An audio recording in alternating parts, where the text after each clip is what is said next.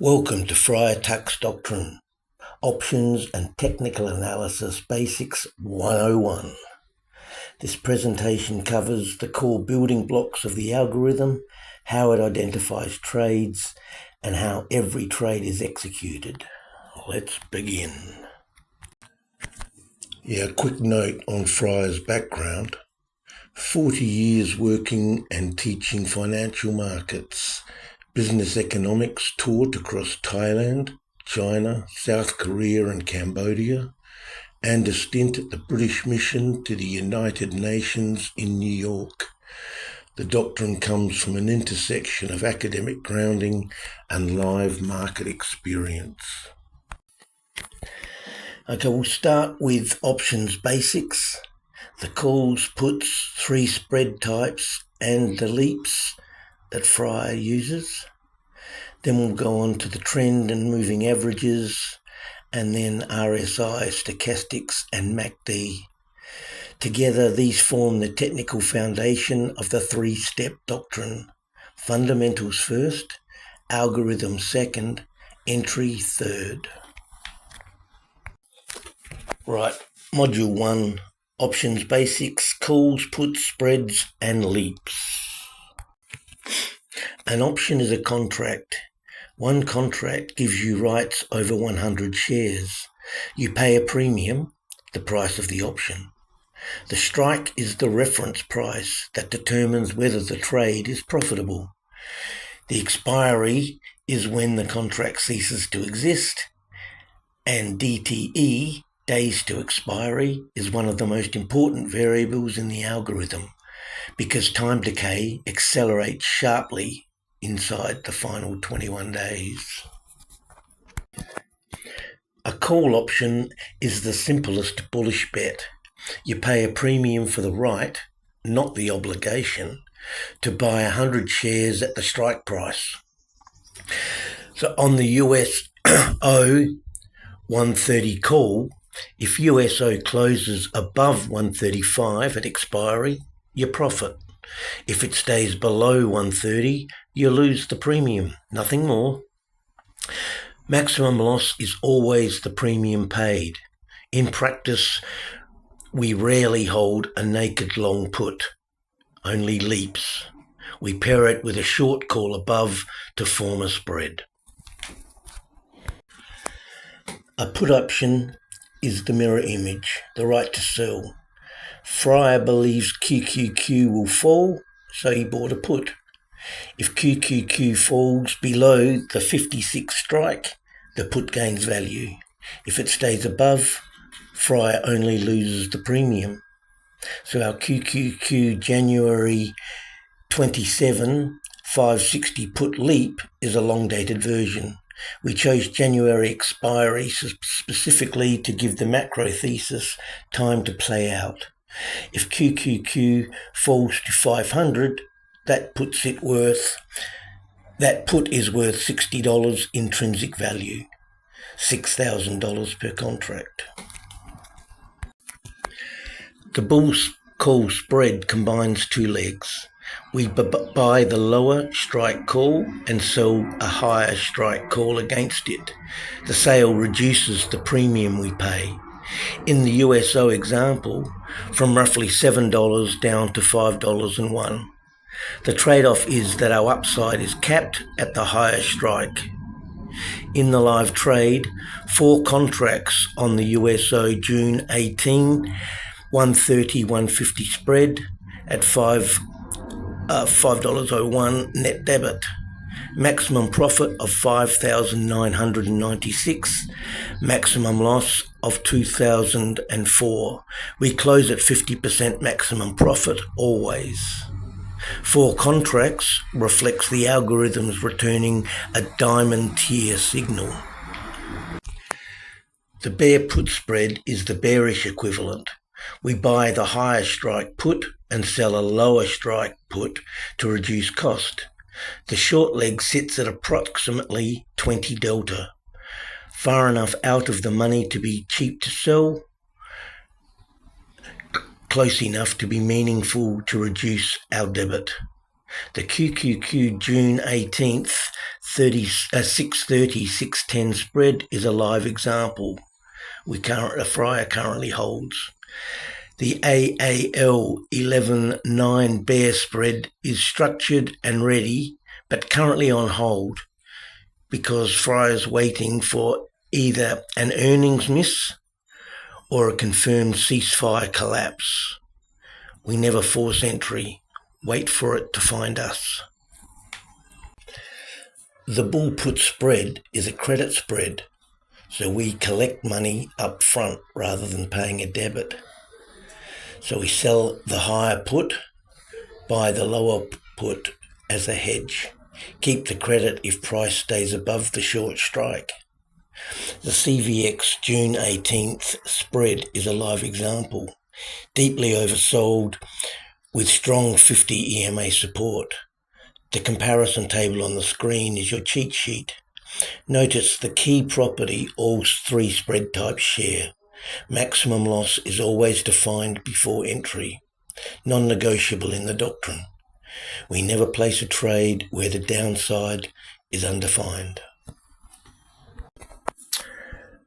Okay, LEAPs, long-term equity anticipation securities, are standard options with expiry dates of more than 1 year. The mechanics are identical to what we just covered. The critical difference is time. When the macro thesis is geopolitical, for example, the current Hormuz disruption, an AI valuation reset that many are expecting, we cannot predict exactly when the market will price that in. The market is not rational. A 35-day spread is appropriate for a near-term catalyst. A LEAPS position is appropriate when the thesis is correct, but the timing is uncertain. The theta comparison is the key insight. A 700-day option might lose 2 cents per day, compared to 30 cents for a 30-day option at the same delta. Friar's got 3 live LEAPS positions currently. There's the QQQ January 2027 $560 put, costing $28.60 per contract, with 635 days to expiry when we entered, based on Friar's thesis that the AI is in a bubble and will burst, plus the obvious Middle East war, Strait of Hormuz, supply shocks that aren't being priced in yet. And of course, we plan to exit at 50% profit. The gold October 2026, October 16, the $430, 470 bull call spread earned a $16.37 net debit. Maximum profit $2,363. Of course, at exiting at 50% though. And the SLV January 2027 $590 call leap, we averaged in at $23.41. We have a specific reassessment point in September of 2026 to reassess where silver is at that time. We may well roll, as the thesis is silver has a substantial repricing in front. Leaps require patience, not passivity. You still work at it, even though you might not actually be doing anything. Okay, Module 2, we talk about trend and moving averages. Trend identification is the first filter in the algorithm.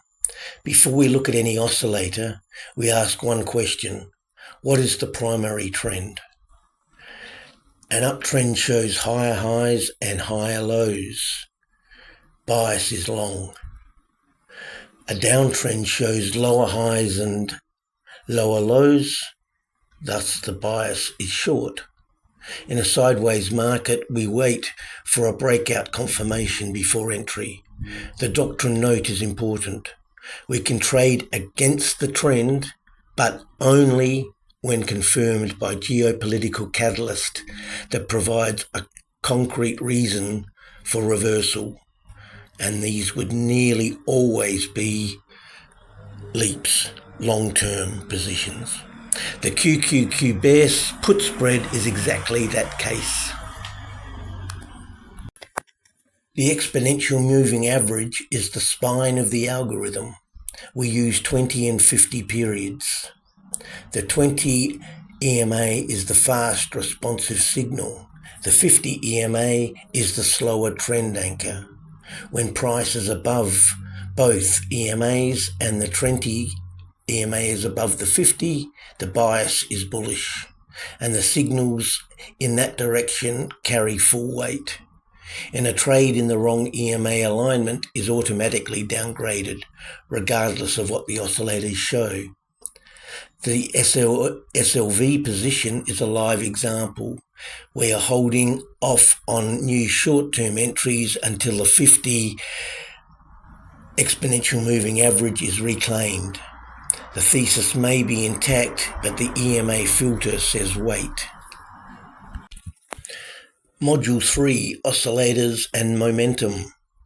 RSI, Stochastics and MACD. Moving averages tells us direction. Oscillators tell us when conditions are ready for a move. Their power comes from convergence. When all three agree with the EMA alignment, that is when the algorithm generates a high conviction signal. RSI measures speed and magnitude of price moves over a specific number of periods. Most analysts use 14 periods. Friar adjusted that a little. A reading above 70 signals the market is stretched to the upside. Below 30 signals the downside, but a reading above 70 does not automatically mean sell. In a strong uptrend, RSI can stay overbought for weeks. The most actionable RSI signal in our style is divergence. If QQQ makes a new all-time high, but RSI prints a lower high, momentum is fading even as price extends. That divergence, combined with a bearish EMA structure and a stochastic crossover, produces a diamond tier signal in Friar's algorithm. Stochastics answer a specific question. Where is today's close relative to the recent trading range? A reading of 15 means the close is near the bottom of the recent range. When %K crosses above %D, while both are below 20, that crossover is a trigger. But we never act on stochastics alone. When stochastics are oversold and RSI is below 35 and the EMA structure supports that direction, that three-layer convergence upgrades the signal to diamond tier. The CVX bull spread was triggered in large part by stochastics reaching deeply oversold territory at 13.6. MACD is the third oscillator layer. While RSI and stochastics measure relative price levels, MACD measures the relationship between two moving averages. Specifically, in most cases, the 12-period EMA minus 26-period EMA. The periods are up to the individual trader when creating your algorithm. When the MACD line crosses above the signal line and the histogram bars are turning from red to green, that is a momentum shift. The MACD signal crosses combined with EMA alignment and a stochastic crossover is the three oscillator convergence that makes our strongest entry signals. Oracle failed this test numerous times, which is why it carries the stop signal on the algorithm. Fundamentals. This is where every one of Friar's trade begins. In the world, not on a chart. Friar monitors geopolitical events, central bank policy, commodity supply chains and economic data. When a thesis emerges, for example, the Strait of Hormuz disruption and its effects, the AI bubble excesses, gold revaluation, the structural silver supply squeeze. Friar then identifies tickers most affected. That universe of tickers then goes into the algorithm. So the algorithm doesn't generate the thesis. The thesis narrows the field, and then the algorithm determines whether the timing and technical structure is suitable. Only then are entry requirements and contract sizing produced. No thesis, no trade. This sequence is non-negotiable. Friar's algorithm is directly inspired by Ed Sekoda's work. Sekoda was one of the first systematic traders. He built computerized trend-following models in the 1970s and turned $5,000 into $15 million over 12 years back in the 70s and 80s.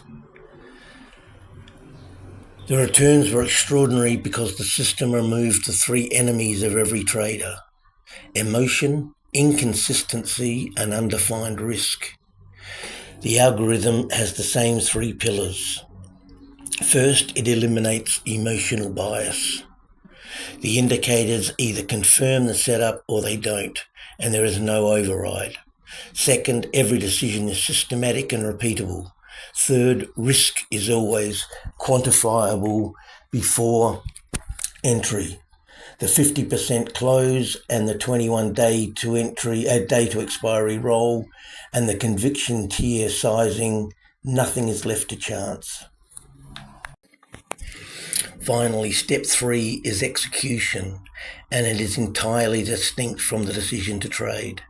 By this point, the thesis is established and the algorithm has confirmed the setup. Now we focus purely on getting the best possible entry. The short leg is sold at approximately 20 delta, far enough out of the money to be cheap, close enough to provide meaningful premium reduction. Entry is always attempted at the midpoint of the bid-ask spread or better. The days to expiry is explicitly flexible. 35 days to 40 days for near-term catalyst trades, leaps for structural and cross a geopolitical thesis with uncertain timing. All executions are cross-referenced against the NASDAQ options chain before submission. The bottom rule is absolute. Never skip step 1 or step 2. All 3 gates must be passed. The doctrine is simple, but it demands discipline. Friar does not search for trades. He builds the thesis, configures the algorithm, and waits for the market to provide the entry. Traders and surfers face the same challenge: the feeling of missing out on the small ones until the big one comes along, and the discipline to stay with it when it does. Having a system is the advantage. Questions are welcome, and great trading to all.